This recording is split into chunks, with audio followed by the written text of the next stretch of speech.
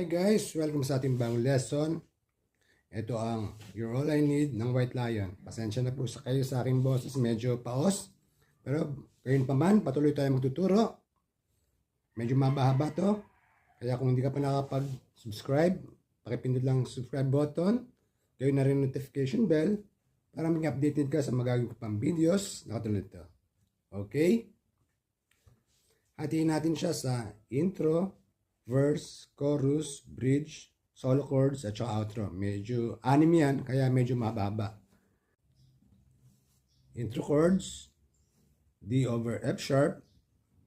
Bali, dito yan. 2nd fret, 6 strings, 2nd fret, 3rd strings.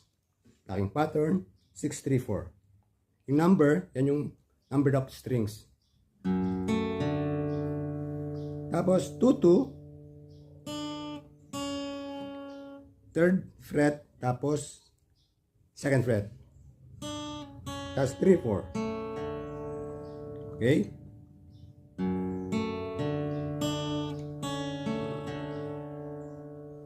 Tapos G.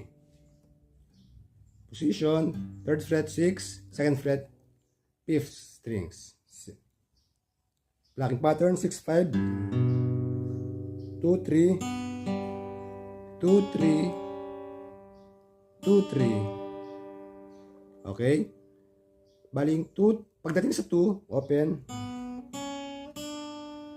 Okay? Balik ganon.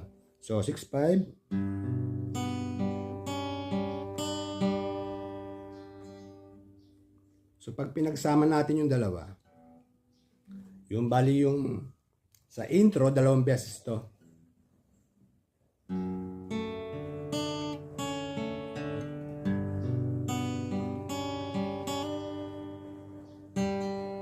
Tapos ulit, nakaposisyon na to, liligay nyo na lang muna to 2nd fret sa 6 strings, tapos tsaka nyo liligay to sa posisyon ng D over F sharp. Tapos ulit,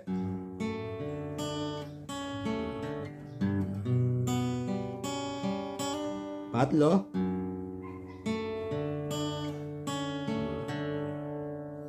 yung G, mag-iiba ng kalabit, 6, 5, 2, 3, tapos A, 5, 4, 2,